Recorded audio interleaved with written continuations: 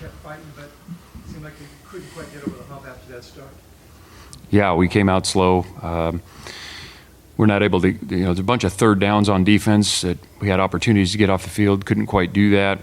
That was a big story in the game, the third downs, especially on really both sides of the ball.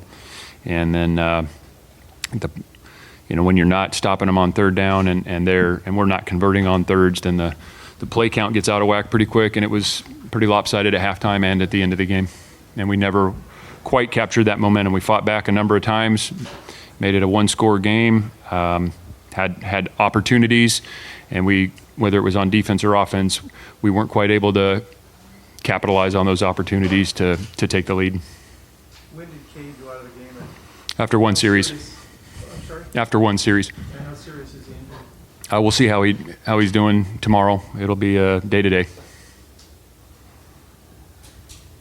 Justin, you tried a lot of different offensive line combinations within the game. Can you describe what you were trying to look for in those right combinations and what you eventually were seeing? Yeah, just some guys to give us some one-on-one wins and, move the line of scrimmage in the run game and protect Jaron in the pass game. And, we can definitely play better there. And just looking for the best five we can. Mm-hmm.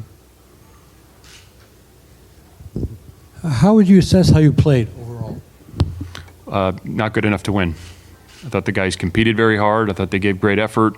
There was strain. There's a lot of guys stepping up, whether it was on defense, special teams, some new receivers taking reps. So I think the want to and the effort was there. We missed out on some opportunities. Like I said, on defense, it was the third downs. Offense, we had a couple that we didn't quite connect on. And, ultimately, against a team like that, you got to make those, and we didn't quite do that. So we have to do a better job, starting with me as coaches, to make sure we're giving our players every opportunity to be successful. And then, obviously we didn't do a good enough job of that today. Justin, how would you assess Jaron's play today? I thought he made, as he always did, he made some fantastic throws. And there's a couple sacks in there. We got to get rid of the ball. We also have to do a better job protecting him. The turnovers hurt. I thought the first takeaway, we had Jacob on the rail route. I think we had 3 attempts at him on that. The first one was a little bit underthrown. I did not see the pocket, so I don't know if he could step into that or not. The second one, we just missed him, which might have been a touchdown. And then the last one, he made a great catch. But, Jaron, he's going to be a heck of a player. There's no doubt about it. And there's going to be things that he could have done better, and he also made some elite throws.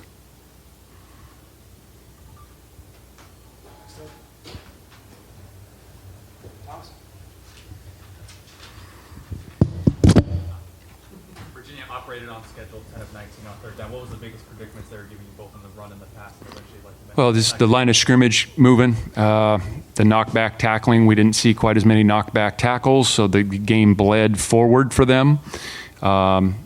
And then when it's, they're on schedule, it's easier to convert on third downs. And then when we got them behind the chains, that's what I'm saying. When you get them 3rd and 6, 3rd and 7 plus, those are the ones you have to find a way to get off the field. And early on, we ran a man pressure, and they kind of ran an in-break and dig away from our man guy, and the guy put it on the money, and they caught it. And then we put it in zone and rushed 4, and he had a little more time and layered the ball. So whether we rush 4 and cover or we pressure, there's going to be stress on the defense somewhere, and the guys that were stressed, we didn't quite get the job done. So we're going to continue to look at third downs on defense. I know we spent a ton of time on that, but we didn't do enough today to get them off the field, and that was the difference in them running, I think, 80 plays to our 57. And then on the flip side, we didn't convert on third. What did you see from a guy like Aaron Hampton? Had some nice instincts today, and obviously had a growing sample size given today's game without Cade. Yeah, admirable job. He's a very tough kid. He competes really hard. He got here a year ago, walked on. He's from Alaska, and really his first extensive action. And, Cade is a guy that is obviously there's not a player on our team that's just going to step in and be Cade, okay? But I thought Aaron went in there and competed really hard and played very hard, and he did some good things, and then there's some things that he'll have to get better at. Aaron, if you could just talk about a little bit about what it means for you guys not to have Cade, and also how you think you play today. Yeah, no, it's a big loss. He's one of the leaders on the team, really impactful, really vocal. Even when he was out, he was extremely vocal. So, it's a big loss. As far as my play, I just fell on my training, just fell from remote practice, and just tried to do my best. What was Cade like after the game? Did you have a chance to talk to him, and is he talking about whether he'll be back? We didn't really talk much about that. It was mainly just keep your head up and focus on the next game. Aaron, obviously there's no substitute for experience in playing at this level. What did you learn the most about yourself throughout today? That I can hang with these dudes. This is my, first game that I've gotten multiple reps, and it just helped prove to myself that I belong here and I can play here. So. Jordan, coach was just in here and mentioned obviously the slow start. It's kind of been a common theme throughout some games. What do you think is like the biggest point of struggle, at least from your perspective on offense, and maybe why it's not in gear right away? Yeah, I think we're still just trying to find some consistency. I think our preparation this week and most of the weeks has been great, honestly. I think we're really close to just making those plays or making those blocks and just, breaking this thing open. So I think going forward, we're going to continue to strive for that.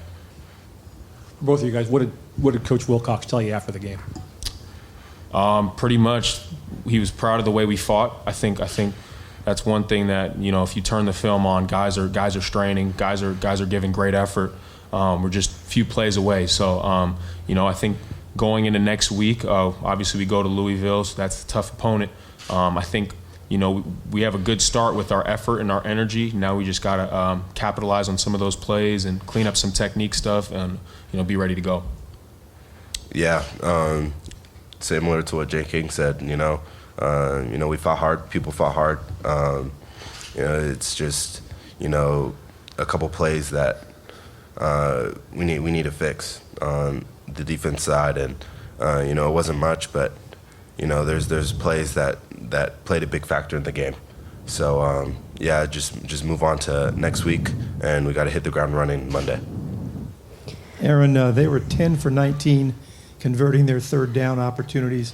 Can you talk about the difficulties you guys had in those situations? Obviously we could do better on third down. Struggled a little bit. I think,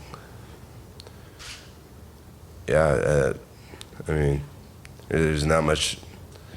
Just play tighter coverage. Guys focusing on their job more. But there's nothing. Despite the loss, you guys punched in most of your points in the second half today. I'm just kind of curious, what was the message in the locker room during halftime from the coaching staff? I'd say the big thing was just do your job.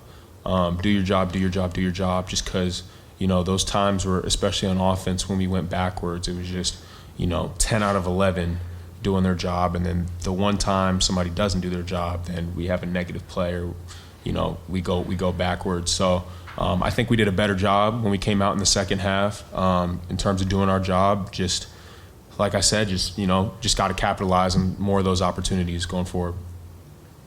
Hey, Jordan, can you talk about if you've seen Mason Minnie throw the ball as well as he did today in practice? Yeah, that one, that's probably the most nervous I've been for a play in my life. But man, I'm glad it worked out. We've repped it like once or twice since camp, and it was really cool to see it work out. So has he thrown the ball that well when you practiced it? He gets it out there. That's for sure. I can't say the success rate has been super high just because the defense usually covers it pretty well. But he threw a dime, so that was cool. For both of you guys, when you started the month of October, things were looking really good. You were 4-1, 1-0 in ACC. Now it's the beginning of November, and things aren't looking so good. When you wake up on the 1st of December, how will things look? I believe in this team, So I honestly think it's going to be a good outcome December 1st when we wake up. But, like as we showed today, like we're right there, and it's just a couple plays that we just need to focus in on and hone in on. And these next games are winnable, no doubt. Our team believes it, our coaching staff believes it, they preach it. So just focus on your job and just play hard. Even after the loss, I think, the energy in the locker room right now is good. I like it. I think everybody's really ready to bear down and, get back to work on Monday and, tomorrow watch the film and improve on some of those things. So we have a group of guys who are bought in and are willing to work. So I think when it's all said and done, we're going to be proud of the product we put on the field.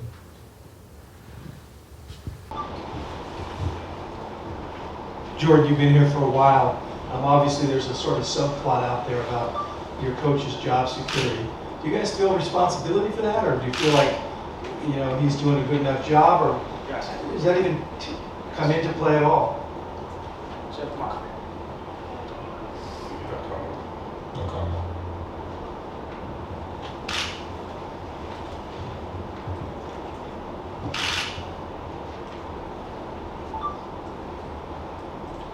Anyone else?